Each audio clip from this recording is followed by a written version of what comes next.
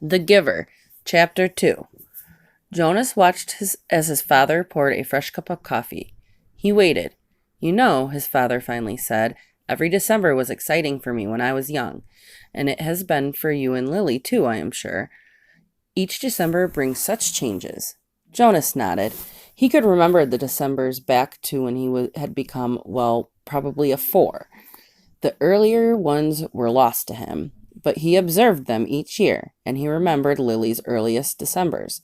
He remembered when his family received Lily, the day she was named, the day she had become a 1.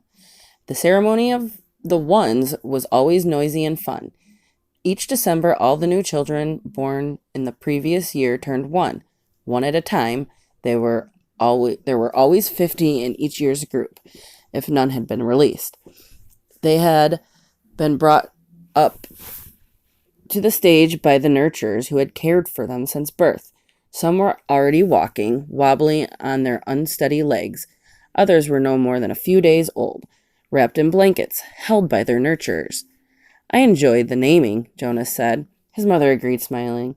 The year we got Lily, we knew, of course, that we'd receive our female because we'd made our application and been approved. But I'd been wondering what her name would be. I could have sneaked a look at the list prior to the ceremony, Father confided. The committee always makes the list in advance, and that it's right there in the office at the nurturing center.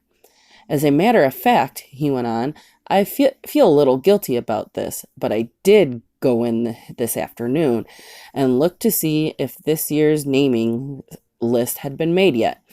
It was right there in the office, and I looked up number 36. That's the little guy I've been concerned about, because it occurred to me that it might enhance his nurturing if I could call him by his name. Just privately, of course, when no one else was around. Did you find it? Jonah asked. He was fascinated. It didn't seem a terribly important rule, but the fact that his father had broken a rule at all awed him. He glanced at his mother, the one responsible for adherence to the rules, and was relieved that she was smiling. His father nodded. His name, if he makes it to the naming without being released, of course, is to be Gabriel. So I whisper that to him when I feed him every 4 hours, and during exercise and playtime, if no one can hear me. I call him Gabe, actually, he said, and grinned. Gabe, Jonas tried it out. A good name, he decided. Though Jonas had only become a 5 the year that they acquired Lily and learned her name, he remembered the excitement, the conversations at home, wondering about her, how she would look, who she would be, how she would fit into their established family unit. He remembered climbing the steps of the stage with his parents, his father by his side that year instead of with the nurturers, since it was the year that he would be given a new child of his own. He remembered his mother taking the new child, his sister, into her arms while the document was read to the assembled family units. New child, 23. The namer had read Lily. He remembered his father's look of delight, and that his father had whispered, she's one of my favorites. I was hoping for her to be the one. The crowd had clapped and Jonas had grinned. He liked his sister's name. Lily, barely awake, had waved her small fist. Then they had stepped down to make room for the next family unit. When I was 11, his father said now, as you are, Jonas said, I was very impatient waiting for the ceremony of 12. It's a long 2 days. I remember that I enjoyed the 1s, as I always do, but that I didn't pay much attention to the other ceremonies except for my sister's. She became a 9 that year and got her bicycle. I've been teaching her to ride mine, even though technically I wasn't supposed to.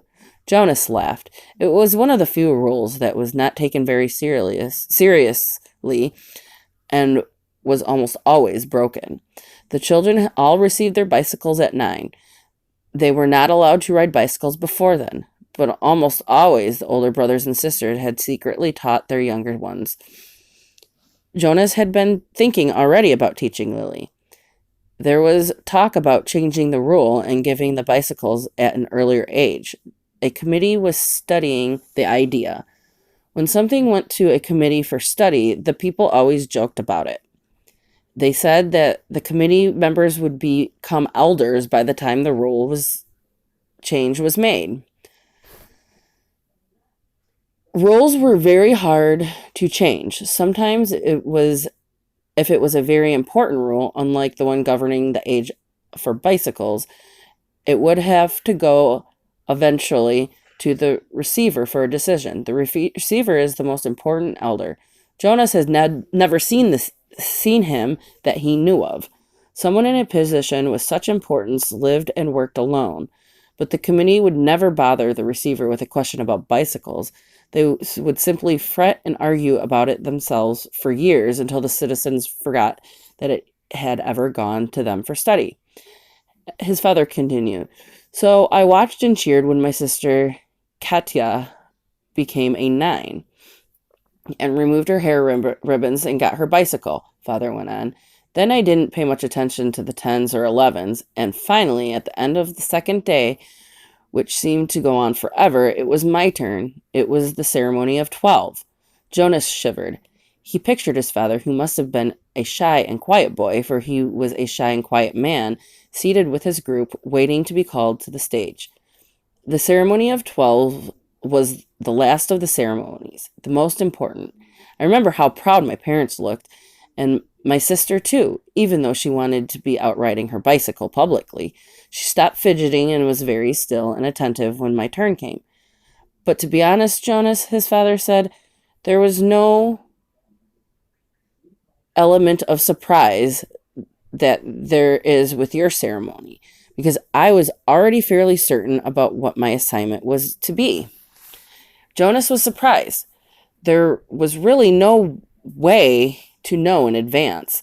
It was a secret selection made by the leaders of the community, the committee of elders, who took the responsibility so seriously that there were never even any jokes made about assignments. His mother seemed surprised too. "How could you have known?" she asked. His father smiled a gentle smile. "Well, it was clear to me and my parents later confessed that it had been obvious to them too what my aptitude was. I had always loved the new children more than anything. When my friends in my age group were holding bicycle races or building toy vehicles or bridges with their construction sets, or all the same things I do with my friends," Jonas pointed out, and his mother nodded in agreement. "I always participated, of course, because as children we must experience all those things. And I studied hard in school, as you do, Jonas, but again and again during free time I found myself drawn to the new children. I spent almost all my volunteer hours helping in the nurturing center. Of course, the elders knew that from their observation." Jonas nodded. During the past year, he had been aware of the increasing level of observation in school, at recreation time, and during volunteer hours. He had noticed the elders watching him and the other 11s. He had seen them taking notes. He knew, too, that the elders were meeting for long hours with all the instructors that he and the other 11s had during their school years. "So I expected it, and I was pleased, but not at all surprised when my assignment was announced as a nurturer," Father explained. "Did everyone applaud even though they weren't surprised?" Jonas asked. "Oh, of course, they were happy for me, that my assignment was what I wanted most. I felt very fortunate," his father smiled. Were any of the 11s disappointed your year?" Jonas asked. Unlike his father, he had no idea what his assignment would be, but he knew that some would disappoint him. Though he respected his father's work, nurture would not be his wish, and he didn't envy laborers at all. His father thought, "No, I don't think so. Of course, the elders are so careful in their observations and selections. I think it's probably the most important job in our community," his mother commented. "My friend Yoshiko was surprised by her selection as doctor," her father said, "but she was thrilled. And let's see, there was Andre.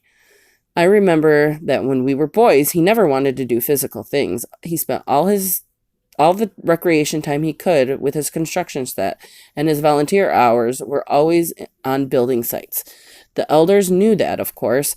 Andre was given the assignment of engineer, and he was delighted.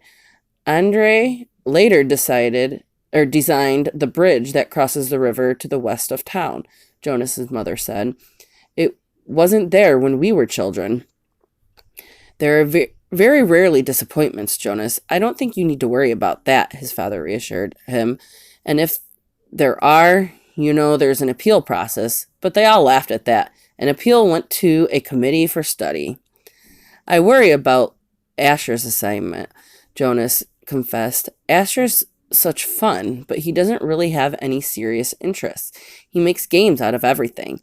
His father chuckled. He said, I remember when Asher was a new child at the nurturing center. Before he was named, he never cried. He giggled and laughed at everything.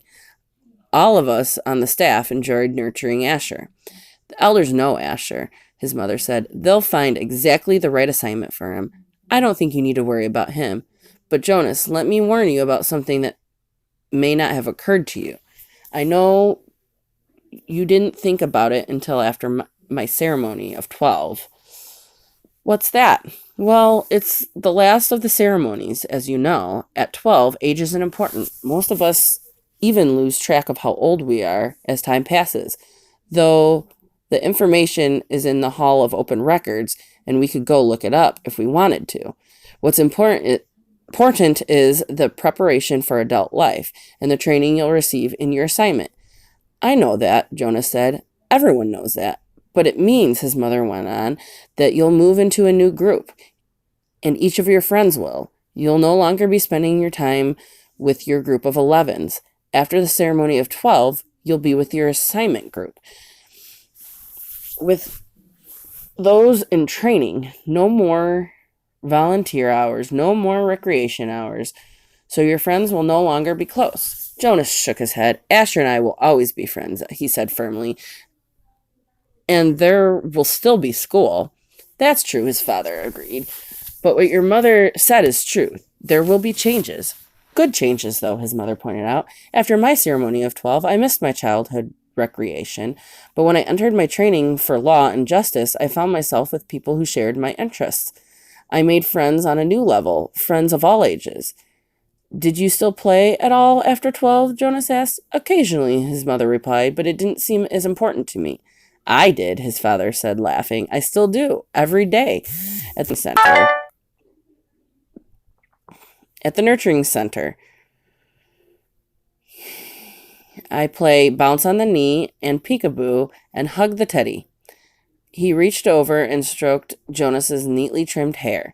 Fun doesn't end when you become 12. Lily appeared wearing her nightclothes in the doorway. She gave an impatient sigh. This is certainly a very long private conversation, she said, and there are certain people waiting for their comfort object.